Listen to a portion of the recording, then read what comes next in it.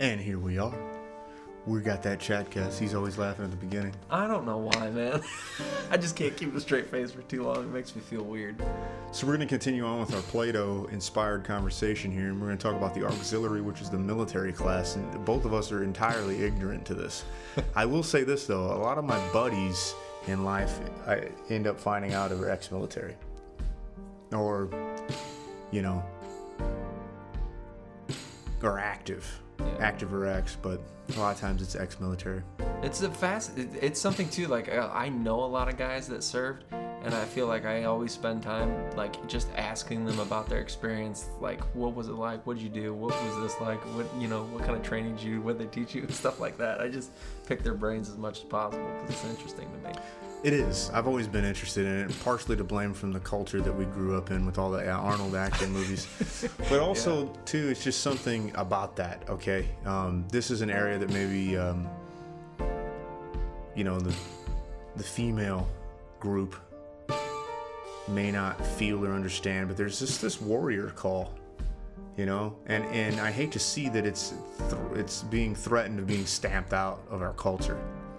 Because I feel like that it can be healthy and it is important. It can be healthy and it is important. Mm-hmm. So I'm not saying right now in its current iteration it is healthy, but it's always important.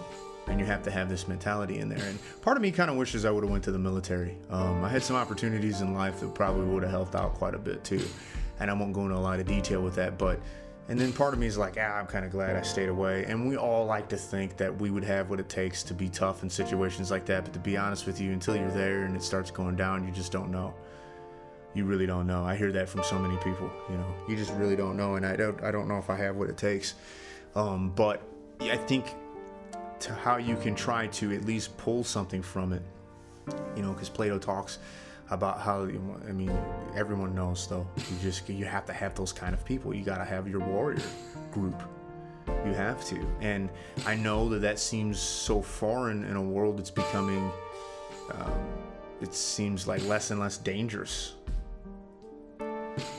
And I think that's part of the thing that's kind of making that fade also. It's just, we seem so, what did I hear recently? We behave as though we were so disconnected from the food chain, and we're not.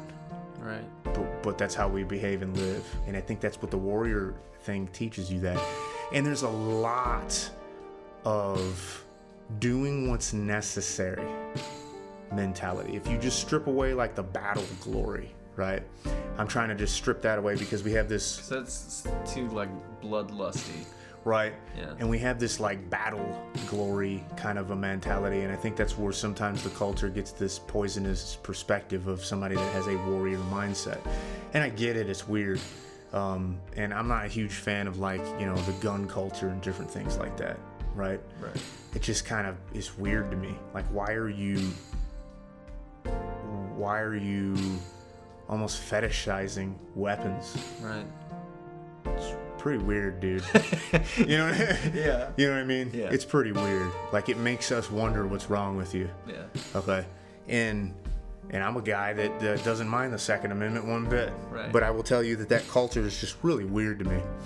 But anyways, what I think, and again, I'm speaking completely from a place of ignorance, so a person that knows better than me, I'm sorry if we offend you or do anything wrong in this regard, but it's just, we're completely ignorant, we're civilians. But what I think would be a good thing is that it's doing what it takes and being humble, not expecting a reward, and really getting you to do the absolute thankless job, it seems like, especially in this day and age, right? And talk about being forgotten, big time, and the sacrifices that in what you're putting on the line. And it's just like you take what a producer would feel like and multiply it by 100-fold when you're risking life and limb and your buddies are being taken out and stuff like that. It's just I can't imagine. But also behind the scenes, when it's not the battle time, you are learning how to keep yourself prepared and readiness. And I find that readiness, it does something really good to me when I feel ready to be able to mobilize, to get out of an area, have a plan, have things that I know I can take readily available and near me, and have an idea of like, okay, if this happens, this is where we go. And there's something very valuable about that, especially in your human psyche. Like I was telling my wife, I go, that's why I really started to like fitness. Like I got into fitness because it was like, oh, I wanted to look better. So it was totally vain. And then it was like, oh, I just want to lift a little bit heavier than my buddies. Totally vain. And then eventually, as I got to become more of a dad, and my bones started to settle, and I had to change my workout routine to be a little more gentle to them tendons, I was like, okay, it started to change. And I'm like, I just like feeling ready and capable. And then my mind started to think about that. You hear that a lot in our military talk, being ready, being readied, being ready to take action, and not being disorganized and things all hanging out and laying all over the place, and like not being ready. And your body can be like that too. When your body's unmaintained and you're malnourished, even if you're fed well, calorie wise, you can still be malnourished and not take. And then you're not in the right shape, whether that means you don't have enough muscle or you have too much body weight. You're not ready. You're not ready to do what it takes. You're lacking readiness. And that's where I feel like what we can pull out of the auxiliary group, out of that soldier mentality that isn't so much battlefield bloodlust. Yeah. It's like, if this place catches on fire, I know that I can pull myself and a small child up over this thing. Right. I know that I can do that. Yeah. I know that I can get out of this window and climb down the side of this building. I know that I can do that. I'm ready. I know that I can go in and maybe get one more person out of there. Right. I know that a person smaller than me, get on my back, I can carry you. Your legs hurt. I know that I can do this. Well, I mean, what's funny is this sounds a little bit more trivial too, by the way. Yeah. But part of it is that this is why one of my guilty pleasures is watching everything that Bear Grylls has ever produced, is because mine was Survivor, man. So Okay. I'm not going to mock you too much. Okay. In defense, this is completely unrelated. Not completely, but No, we got beef to settle. Yeah. No, I'm just kidding.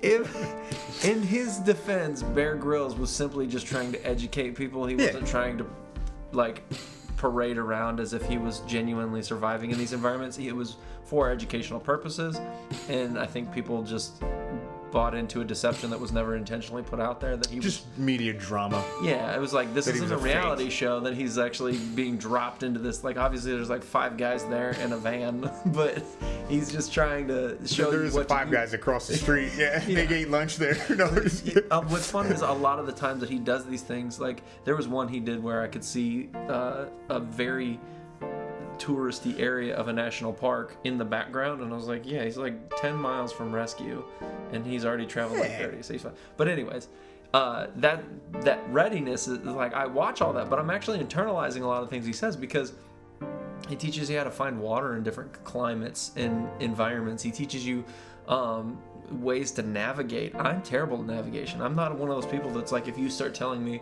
like head north on 162, we'd be like, So I'm the guy that I yell at you. Yeah. I'm that guy. I'm like, head west, and you're like, right or left? yeah, I'm like, is Well, there which a way you McDonald's in that facing? direction or what, man? Which Like, way you facing? Yeah. I don't know. Left. I'm not very good with that stuff. So learning things about like how to figure out what direction the sun is in a forest by the moss on a tree, it's like that's stuff that I feel like I like having in the back of my head, because in a moment of chaos, say I'm in a plane crash or I do go hiking in a national park and get horribly lost, is now I have tools at the ready that in the face of that chaos I can meet it with order. And if I can meet chaos with order, then that's that readiness, that preparedness, where I don't feel like stress. Yeah. So I'm gonna tell you a little story.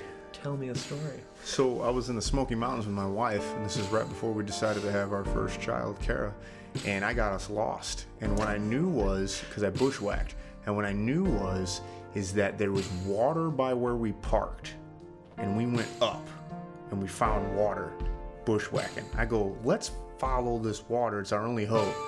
Just keep following it. And sure enough, took us right to the parking lot. There you go. There's an example of that awareness and that readiness that you're talking about that paid off. And I'm totally right there with you. And I think that is important. And I'm going to get real deep for a second, and then I'm just going to kind of abruptly end this. Okay, good. Cliffhanger. I think that it is important for you to be ready no matter who you are, because deep down in you, from like an evolutionary biology kind of like survival type of an instinct that's built into you, knowing that you're ready takes away some of your stress hormone. It takes away some of your anxiety triggers. And I'm no doctor, but I'd like to think that a person that isn't ready in a lot of ways, their house, their vehicle, their body, their money, all of these different ways that they're not ready, is what can potentially, not definitely, but what can potentially cause anxiety in a person's life.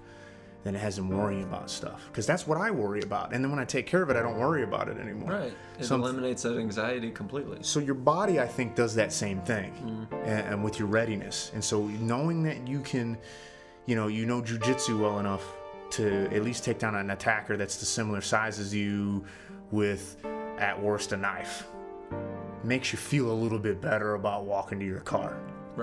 Right? That anxiety is kind of removed. I mean, it's still there. You don't want to have to fight somebody in the street, okay? Because it's probably going to be two somebodies. Yeah. But it's never going to go down how you hope it does. No. But you have this readiness in you that makes your life a little less difficult. Right. And I think that can carry over. And so to put a nice bow on it, that's what we can pull from the auxiliary group that I feel like fits into that. So to recap both of them, the producer is, staying at it, that you are important. Even if you get lost in the machine, you're still very valuable, and the sum of all of these smaller parts really makes up a big part. And then from the auxiliary, you get a little more of that thankless job, the most ultimate thankless job. And then also you have this thing in your head about being ready, being capable and ready. And then that's when I think that you move on to the next group, which is what we're going to talk about next week.